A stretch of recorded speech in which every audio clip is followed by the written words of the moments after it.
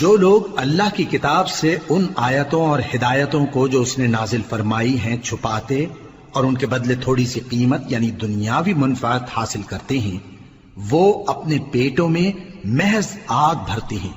ایسے لوگوں سے اللہ قیامت کے دن نہ کلام کرے گا اور نہ ان کو گناہوں سے پاک کرے گا، اور ان کے لیے دکھ دینے والا عذاب ہے۔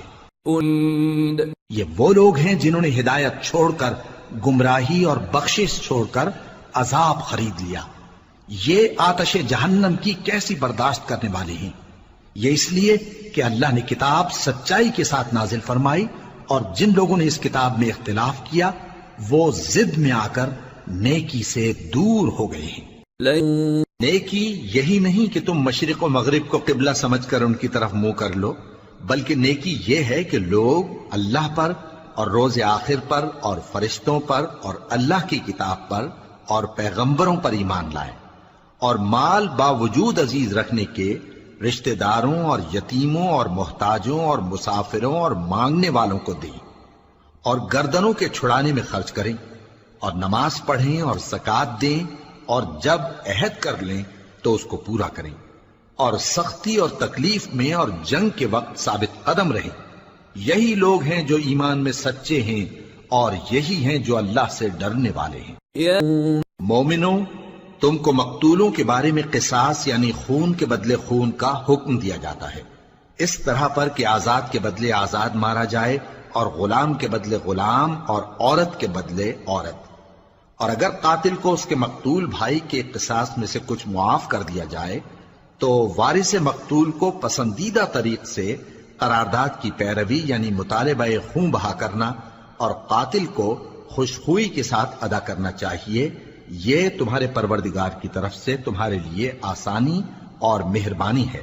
اب جو اس کے بعد زیادتی کرے اس کے لیے دکھ کا عذاب ہے۔ اور اے اہل عقل، حکم قصاص میں تمہاری زندگانی ہے کہ تم قتل و خونریزی سے بچو۔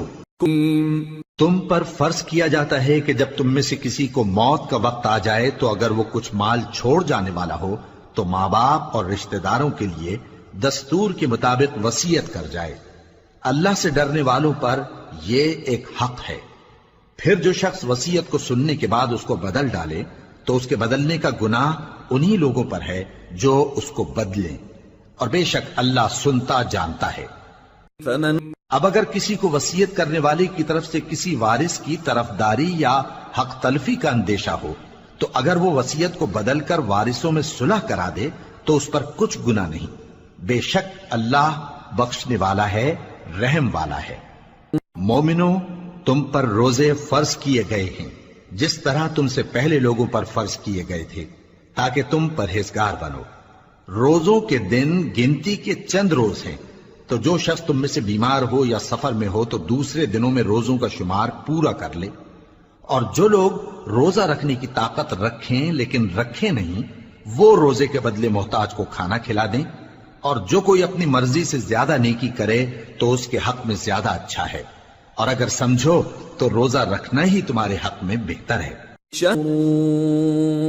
روزوں کا مہینہ رمضان کا مہینہ ہے جس میں قرآن اول نازل ہوا، جو لوگوں کا رہنما ہے اور جس میں ہدایت کی کھلی نشانیاں ہیں اور جو حق و باطل کو الگ الگ کرنے والا ہے۔